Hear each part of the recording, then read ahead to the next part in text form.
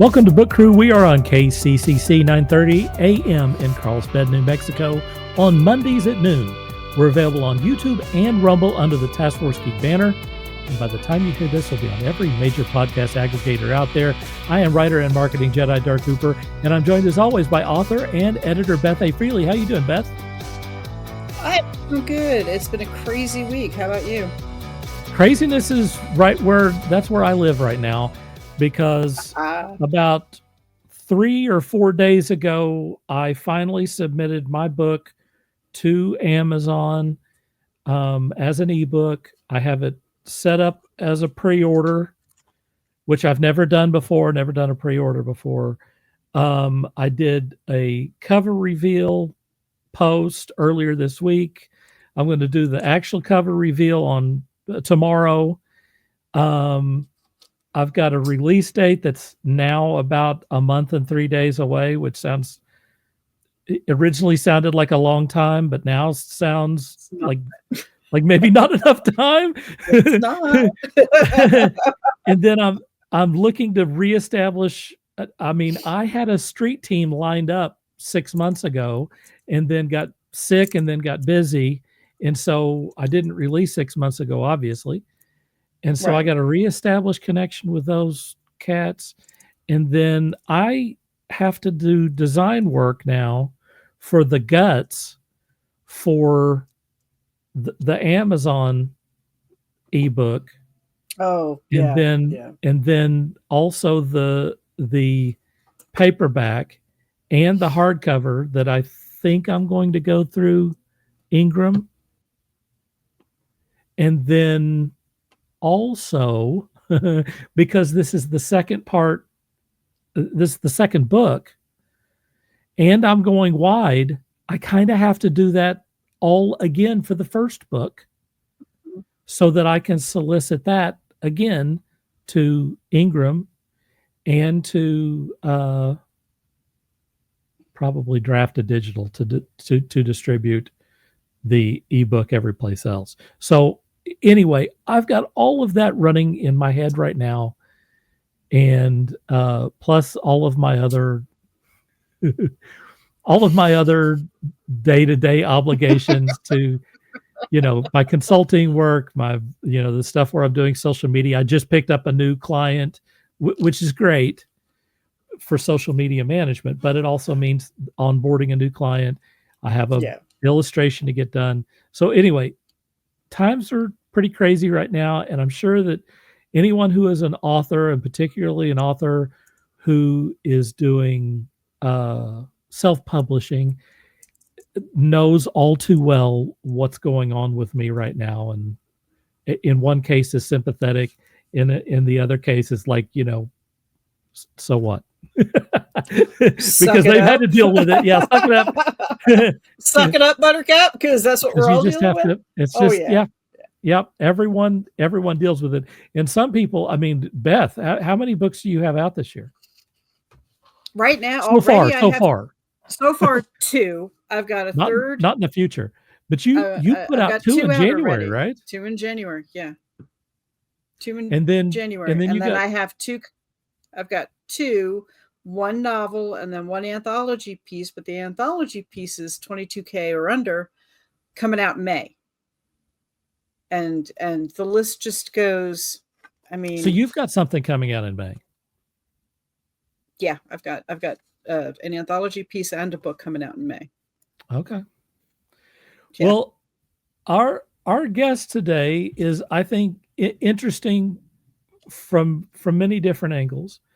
But I think the most interesting thing, in contrast to a lot of the authors that we've had who are self-publishers, is that this guest started out like the traditional method, like I did, doing right, just like you did. Yeah, traditional, she did short stories that's published in magazines and anthologies, and then is going the traditional route. And I think that's fantastic, because we really haven't talked much about the traditional route.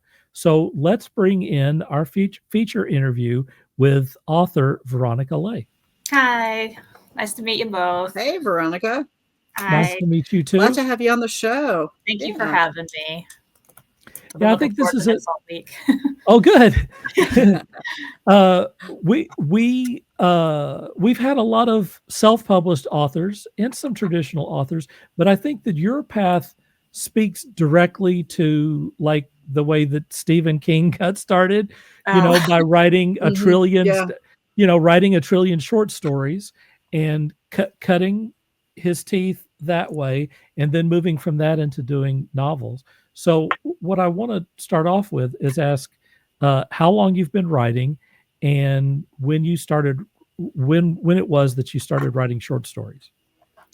well, I started writing more seriously when I was about 11. It's my aunt found out I was writing something, and she's like, "You got to do something with this." She was an English lit major, and she wanted to lead a Oh, yep. workshop, and she's like, "Okay, you can do something with this." And I tried writing novels for a really long time, and they were really bad.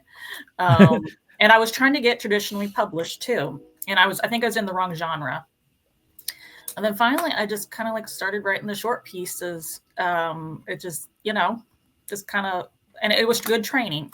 It was good training because I realized what I was doing before just it wasn't enough. It wasn't, like I said, I was in the wrong genre to begin with.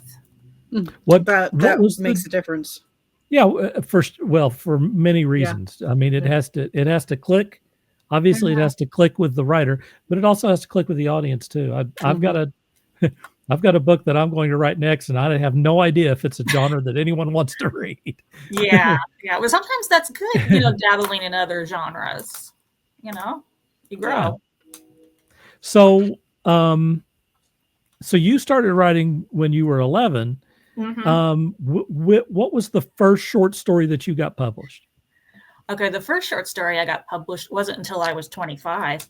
Okay, yeah, there you go. It was kind of like a religious testimony kind of thing in an anthology about miraculous healings. So it just kind of, and I thought, oh, that worked. A short piece finally got published. Well, I'll try another short piece. And it's just kind of went on from there. You said that you wrote, you tried your hand at writing a novel. What was the difference between writing long fiction and writing, a short story for you? For me, I mean, with the novel, there's so many subplots and so many more characters you have to bring in. And with a short story, I try to focus it on just like just a handful of characters and keep the focus very narrow, because you don't want to. I don't know. You don't want to sometimes I get a little too rambly in my stories. I have to cut stuff. So right. There's always word count. Happens to the best of us. Yeah. For sure. Yeah. I try to keep the focus in short stories very narrow. So you feel like that focus really helped you out. What was it that that made you feel confident in finally going for writing a novel? Well, it was after I What started changed? to do the short. Sorry, go ahead. What changed?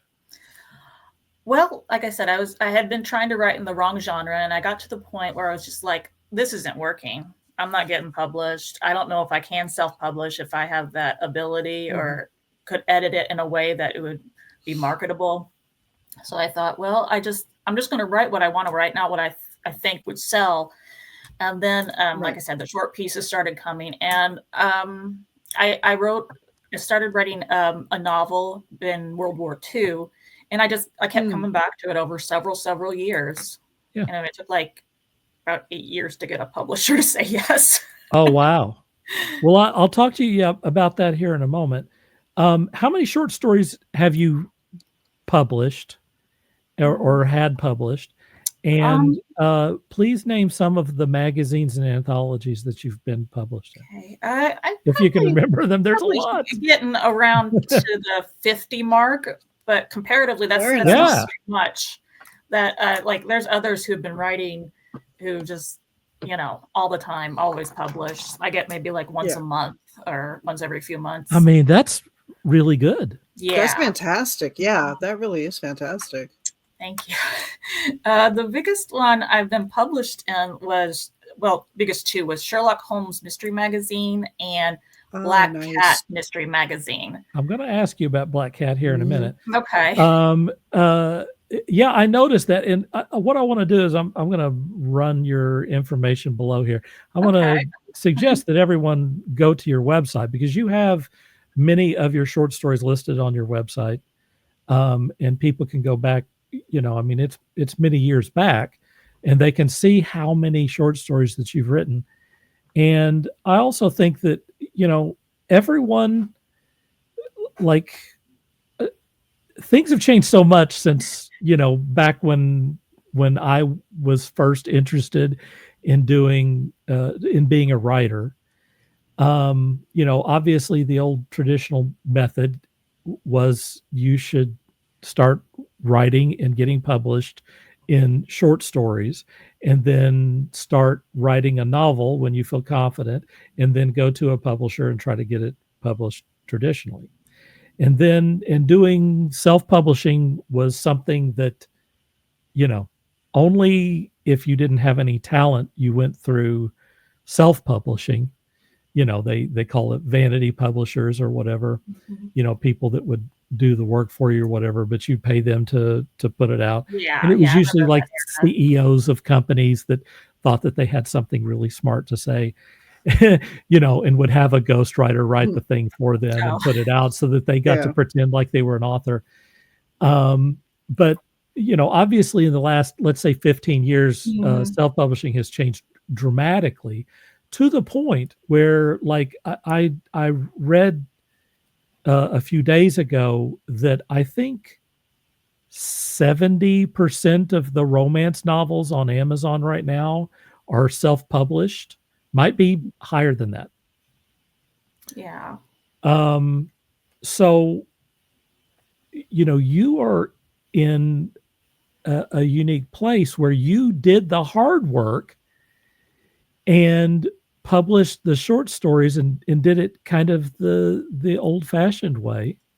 And I think that I don't like gatekeepers in general, especially now, but you don't get accepted to magazines unless it's good work, right? I mean, that is one big benefit of submitting work to either magazines or publishers, is that that they don't owe you any favors.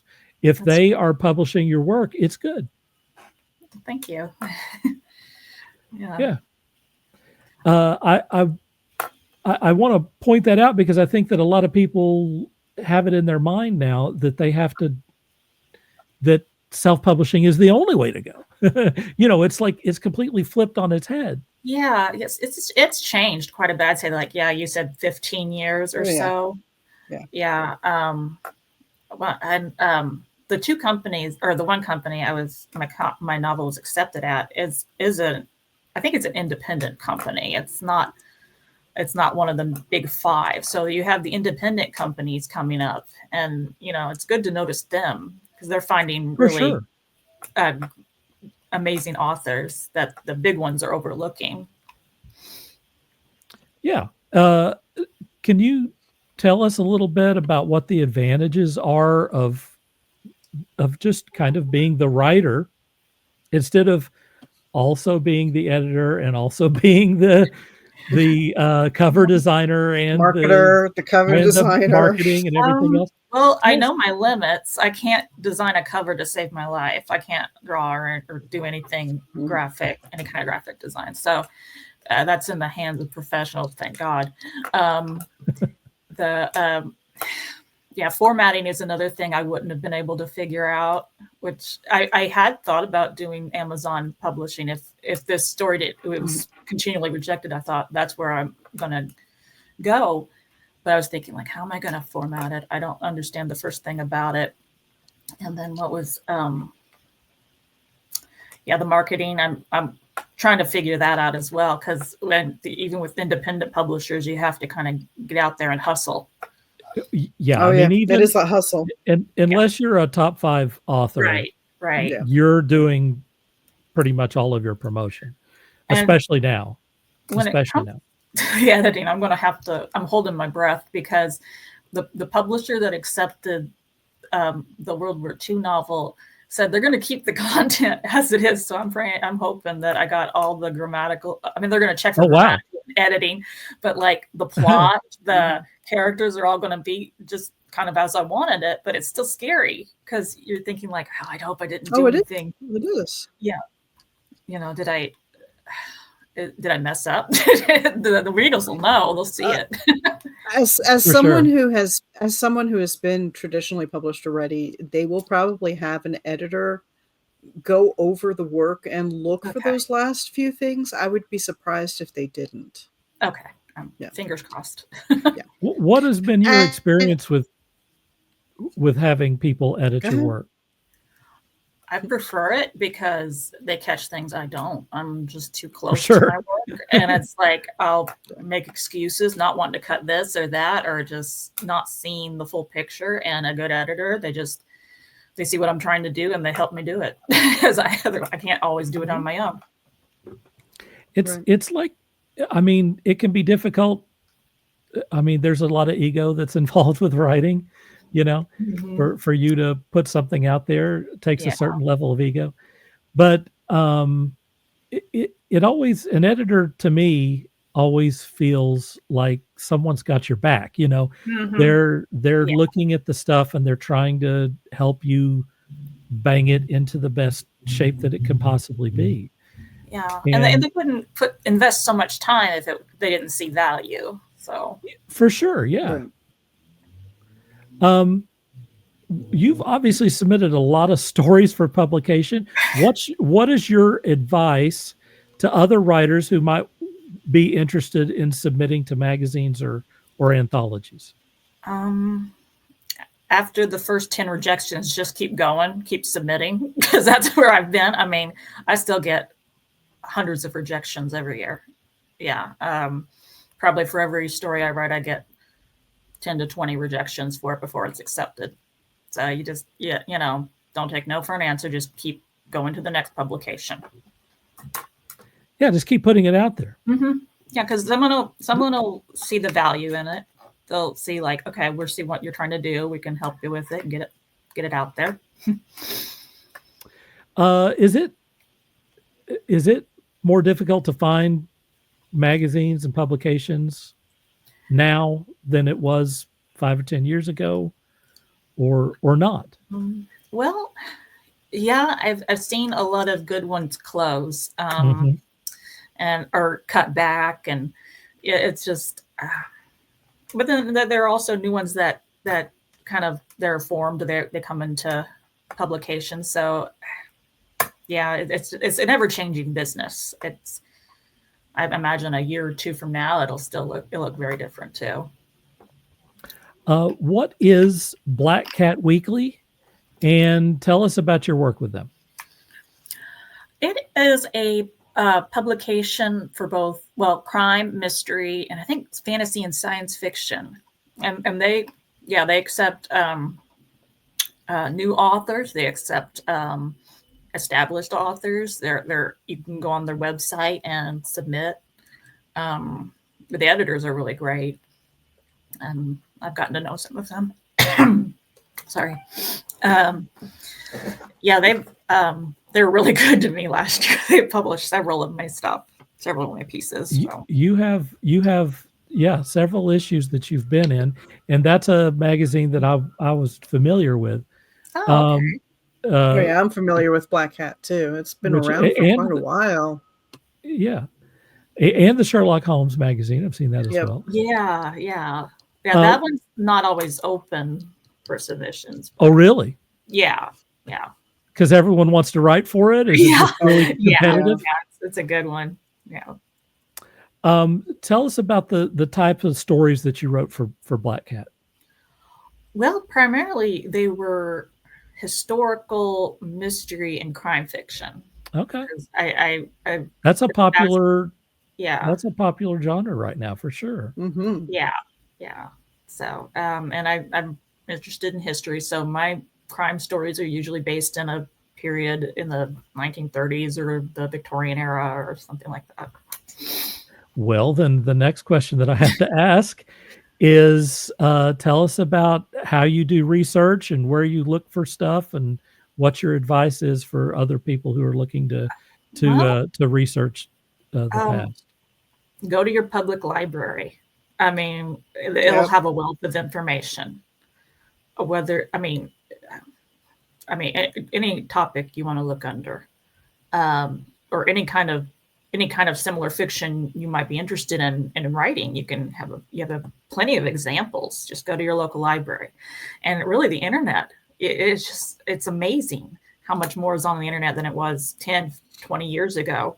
You can see records, you can see censuses, you can see actual documents, historical documents. So, I surf Wikipedia a lot. Sure. Yeah. I'm writing a book that's set in the Old West, and it starts in Washington, D.C. in 1883. So I put in there, what was Washington, D.C. like in 1883. I got a map. It's like a map from 1883 of Washington, D.C. It's like, this is incredible. Mm-hmm. Yeah. It's going to be great for kind of figuring out, what it was like back then and that sort of stuff. It seems like Washington, D.C., there was quite a bit going on there even back then. There usually is. Yeah, right. Exactly. But I mean, that's a good example of just, the sort of crazy stuff you can find if you just go down the rabbit hole. It's, going down that rabbit hole, especially if you're starting off with Wikipedia. I mean, they tell you in college classes, don't use Wikipedia, don't source Wikipedia, don't, but if you're going down a rabbit hole for research, man, it is a great resource. And like I'm working on a samurai novel, and I was looking up, I just typed in, what's the order of shoguns? Give me the Tokugawa shogun line in date order, and boom, right there on Wikipedia. And, being who I am, I confirmed the data still, but, it's a fantastic place to start research on any type of book or novel you're working on. It is. Yeah. That's one of my go-to resources. And like you said, you always want to double check things. Oh yeah. Because I think you can enter in anything into Wikipedia, change it. Pretty much. Yeah. Yeah. It's a good starting point. Are you the type of person that can get lost in the research and have to kind of cut it off? Or do you just research for what you need and then you're done? I get lost in it because it's just like, they're just like, with trying to do history, you want it as close to the truth as you can get, but but at the same time, you don't want to bore the reader. It's hard balance to find. Yeah, I think so. I chuckle because I go down that rabbit hole and I have to dig myself back out. Yeah, and if you find like a memoir or a biography, it's just like, ooh, yay, that'll help even more. For sure, yeah. Like I'm looking for, I live in Oklahoma City, so I was looking for Old West towns close to me, and apparently somewhere about an hour and a half away from me, they built a set for a movie. And so I'm going to go down there sometime and take some pictures and take a look at that. What movie? I don't remember the name of the movie. It was not like Silverado or something. It was, no, I know, but still, it was an independent movie. And it still exists. It's just a town out in the middle of Oklahoma. It's not a real town though. It's a so they just kind of left the set. Still, they just left the set, and then apparently, and one of the buildings they created. Apparently, they created a restaurant that you can go. That at least up until COVID happened, you could go and visit the restaurant and eat there. I'm not sure if that's even open, but there's no fences on this place or anything. You just drive into the town and suddenly you're in the Old West. And it's like, well, this is exactly what I need just to kind of give me some, a feeling and a, kind of a look and feel of an Old West town. Yeah. I used to visit my parents out in research right there. Yeah. I used to visit my parents in Tucson, and they have old Tucson studios there. And that's where they used to film High Chaparral, I believe it was. Yep. And also the movie The Quick and the Dead with Russell Crowe and Sharon Stone. Yep. And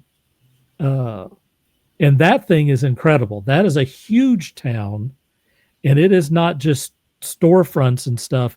Like you can walk in all the buildings. It's like an actual Old West town. It's crazy. We kind of have that here in Indiana. We have, it's like little prairie towns. That's what they look like. And, you know, they used to send, go on school trips there to educate. Oh, cool. It's like in the prairie time or the prairie days, Bailey Creek Village was closed down for the longest time. I think they're finally reopening it. And it's kind of, you just kind of, you can go in the buildings, you can see how people lived. That is neat. Yeah. There was a place like that in upstate New York where I'm originally from called Museum Village, but it was Revolutionary War time. And they used to do the reenactments, there's a big reenactment group up in that area that still does a lot of reenactment work. And, you know, I remember going and seeing that, and they'd have people in costume, you know, dipping tallow to make candles, the whole 9 yards. That's cool. Yeah. They used to do things like that at Bailey Creek too. I think Connor Prairie is another one. You just feel like you kind of step back into time. Yeah. I watched a series on Pluto TV with my mom that's called Hawkeye. Is anyone familiar with that? Why does that sound familiar? It's set back in the 1700s. I don't think I've ever heard of it. It stars Lee Horsley and Linda Carter, and he's kind of a mountain man type of guy, and she's running a general store and stuff. It's just set in kind of an unusual period of time because it's actually before the Revolutionary War, and it's good. It's got great orchestration on it. Look that up. I'll have to look that up. And there's a lot of it's like, where was this? I watched it because my mom likes Lee Horsley from way long ago, and I happened to see it, and I thought, okay, I remember the show now. Yeah. Oh my gosh. I watched the first couple of episodes, and it's like this actually has some production value to it, and it definitely takes you to a period of time that's very. I mean, most westerns are set in the mid to late 1800s. Yeah. This is set in the mid 1700s. So it's just kind of an unusual period of time. If you like historical shows. I'll have to look into that because I've never heard of it. Is it like a newer show or is it? No, it's back in the 90s. No, it's syndicated. Because I was thinking like Linda Carter, she was Wonder Woman. I'm thinking it was 80s. That's how I know Wonder Woman. It was like 95 and 96. It was a syndicated show. Anyway, if you like historical stuff, I mean, I can't speak to the authenticity. I'm certainly not an expert in that period of time, but it feels authentic, and it certainly captures a unique period of time. I think that like you never see stuff that's set during that period. Yeah, especially before the Revolutionary War. Yeah. So you have some of the kind of politics that are going on there right before the war too, which is pretty good. You have 3 novels coming out from Level Best Books. Yes. Please tell us about the deal that you went through with them, and tell us about the books. Well, submitting to them was really, really simple. I submitted my the first novel. I think it was like August 1st. And then I heard back from them in a few days, and they offered me a book deal. And I was wow. Like, okay. I was like, that's awesome.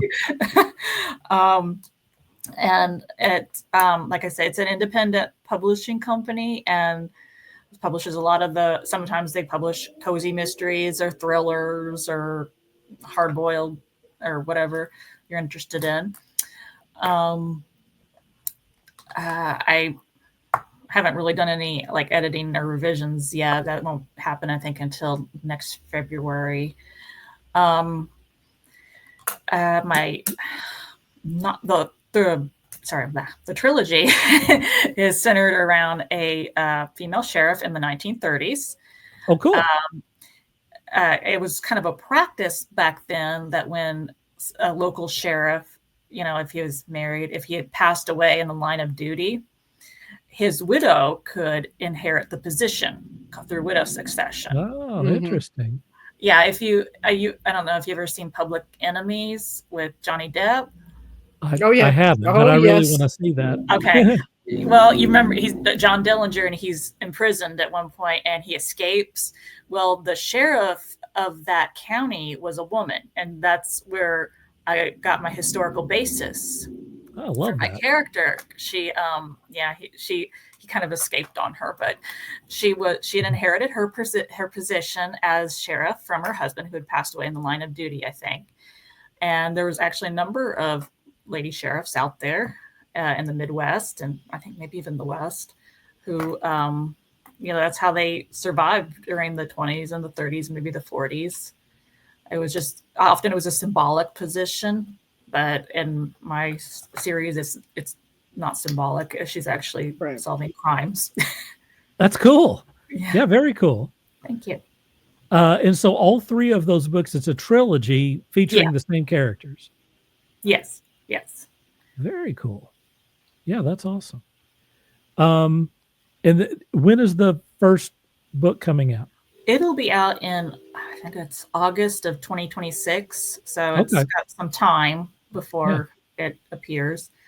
And then the other two will be the following years, like 2027 in August and 2028 in August, the last two. Where are you in the process of writing the book? Is it all done, or is it just at the beginning? Or well, it's completed for now until they start giving their feedback on it, and then I'll have to go through the revisions.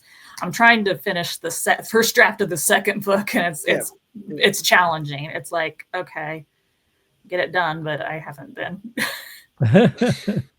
It's always tough. Why would the second book be more challenging than the first? I think because of all the pressure, because the first one I didn't have any kind of a book deal with it. I just wrote it and thought, okay, I'm hoping something will come of it. But now that something is, I signed a contract. It's like, okay, yeah, the heat is on. The heat is on, but you have to kind of put that out of your mind. It can be a distraction. You have to write this book, you have to write one more after it, but you kind of have to push that out of your mind as best you can and just, get back down to the brass tacks of writing. Yeah. I think my main fear is like, okay, I got the first one. I feel like it was strong. I don't know if this second one's going to be as strong. So I think that's kind of the intimidating. That's an issue. That's an issue we've all dealt with, and you'll surprise yourself. You really will. You will surprise yourself. I mean, you're obviously capable of bringing this thing in and it being great. I mean, what I like is that you've paid your dues. You really paid your dues. Mm-hmm. I think a lot of people put stuff out long before it should be seen by the public. That's why I like editors. They tell me like, you got work still, get back to the computer. You'll be honest.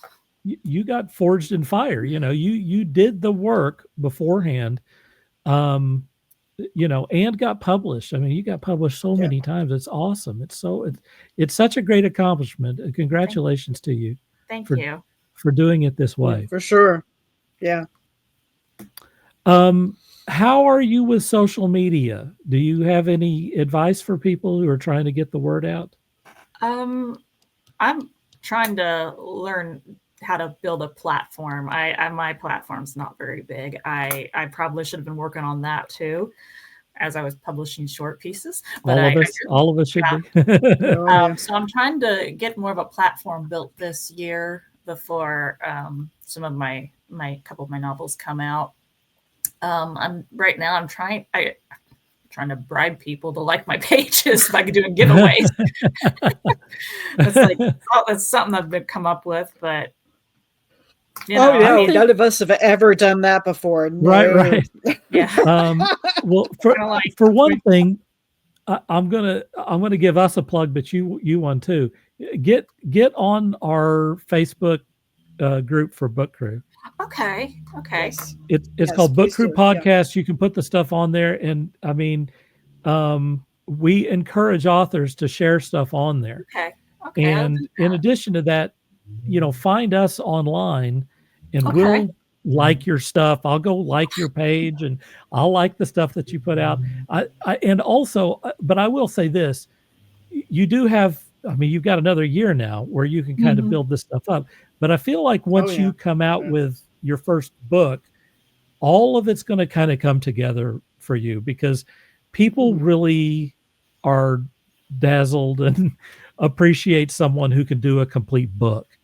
And I think that once you get your book out there, you will really start building your audience. Heck, I'm dazzled by the fact that she can write a short story. My short stories always turn into novels. Mine are terrible too. Exactly. I can write 10 novels, but writing one little short story, that is is that peanut butter? That's peanut butter. Oh, peanut butter. Oh, peanut butter. That's cute. All right. Well, we're once again, this has gone so doggone quick. Tell us where we can find you online and about your website. Well, it's veronicaleigh.author.wordpress.com.